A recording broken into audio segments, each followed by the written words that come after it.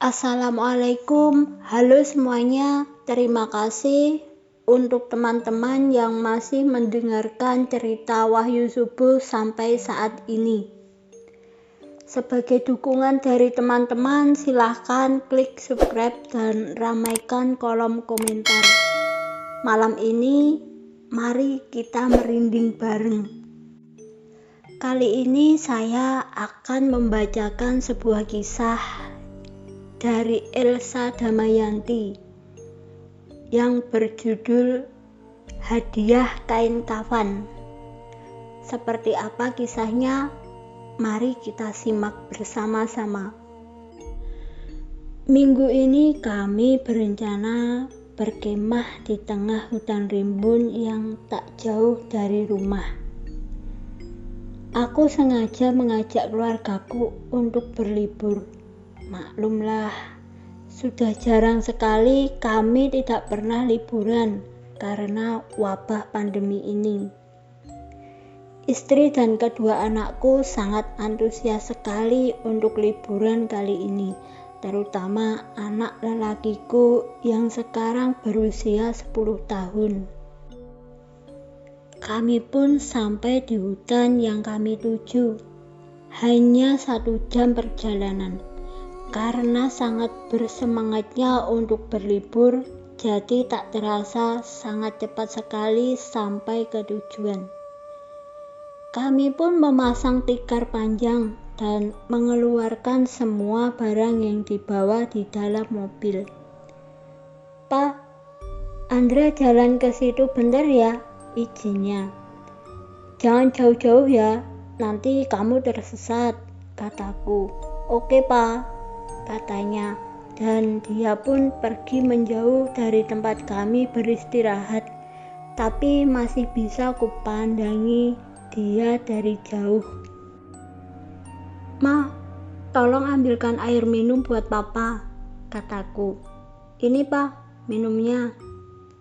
Kami pun sibuk dengan keasikan kami sendiri tanpa menyadari ada hal yang sangat berbahaya akan mengancam kehidupan keluarga kami. "Pak, Andre dari tadi belum kembali loh. Gi cari, nanti tersesat di hutan jadi repot," kata istriku. Aku pun mencarinya. Hampir setengah jam aku mencarinya, namun tidak ketemu. Sampai pada akhirnya ada yang menepuk pundakku dan memanggil Papa.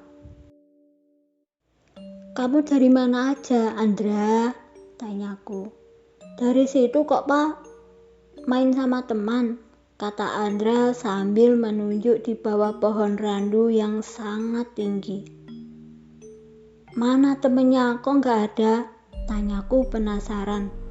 "Tadi ada, Pak, tapi karena Papa ada di sini, dianya memilih pulang. Tapi ya udah, Pak, udah ditungguin Mama. Yuk kita ke sana."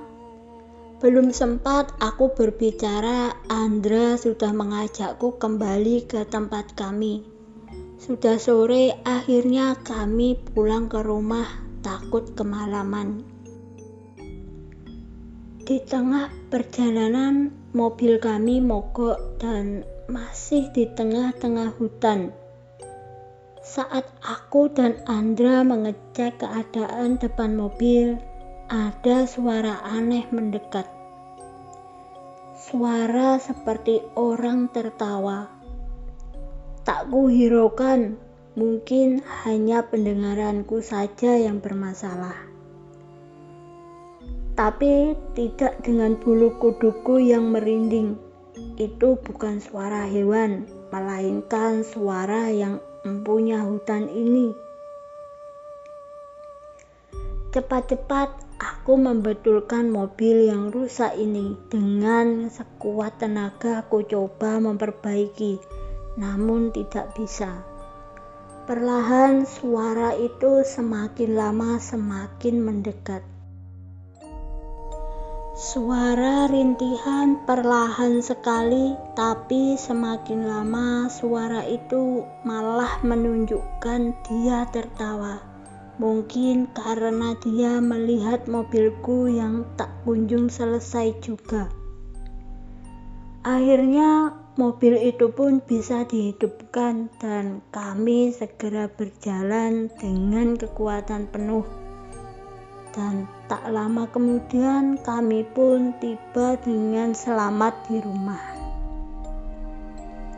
Tok tok tok. Terdengar suara orang mengetuk pintu rumahku. Padahal jam menunjukkan pukul 12 dini hari. Bergegas aku membukakan pintu, takut jika ada sesuatu yang penting. Aku pun menepis pikiran buruk yang akan terjadi.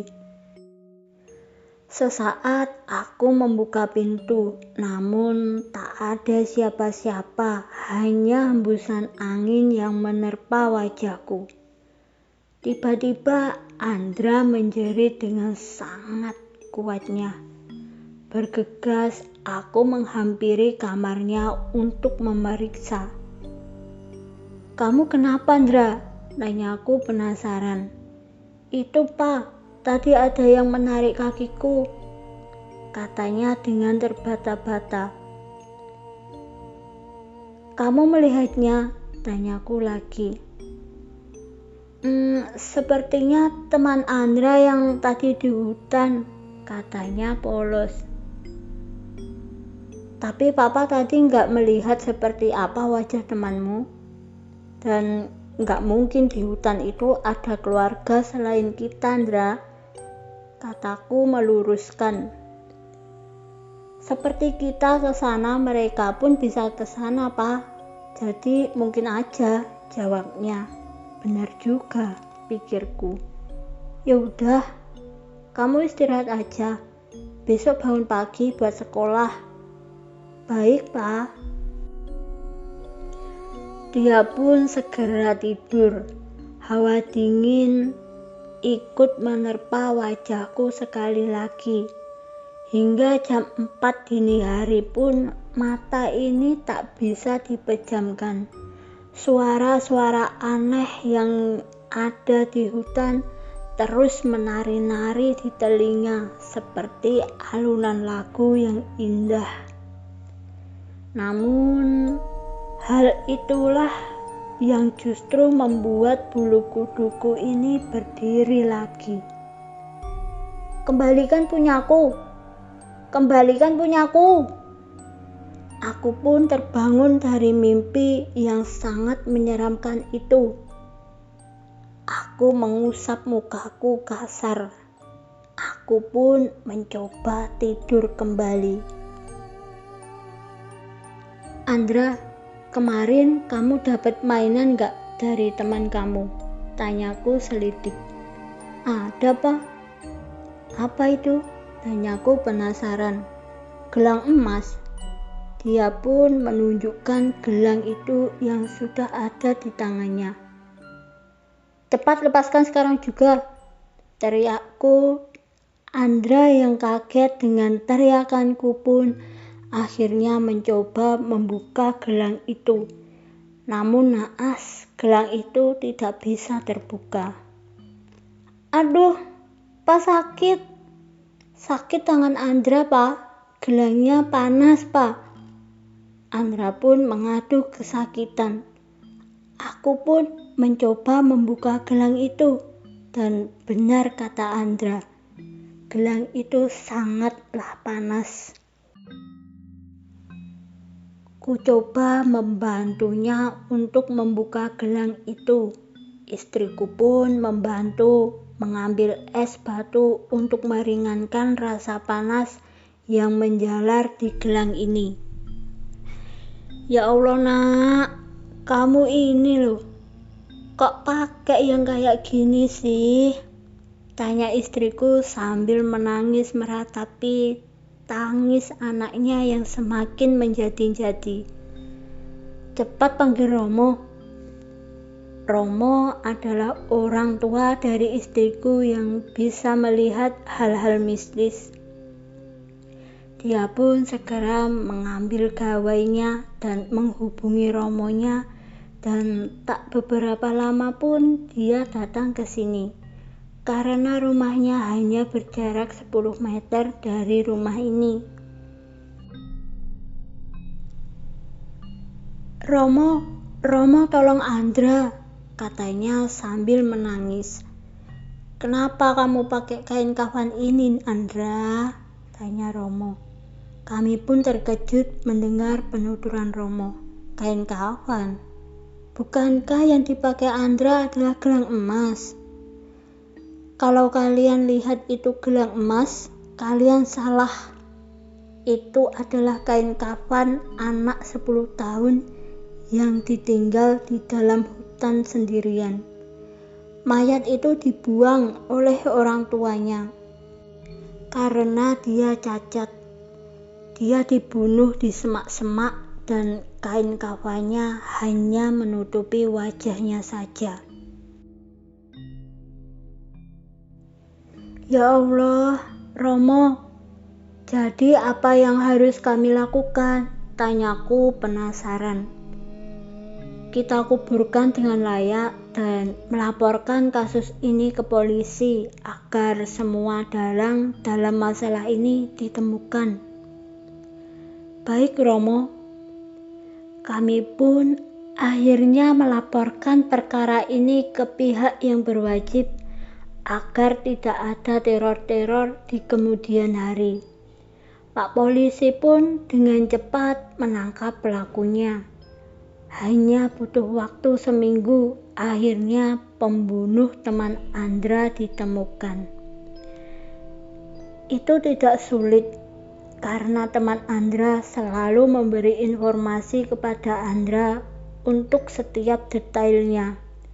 Jadi dengan mudah Pak polisi pun menangkap pelaku. Pelakunya tak lain adalah orang tua kandung dari temannya Andra. Motif pelaku karena temannya Andra itu cacat dan mereka malu mempunyai anak cacat. Demikianlah cerita dari Kak Elsa Damayanti. Jika cara saya dalam menyampaikan cerita kurang berkenan di hati teman-teman, saya mohon maaf yang sebesar-besarnya. Terima kasih sudah menyimak cerita ini. Sampai jumpa di cerita-cerita berikutnya.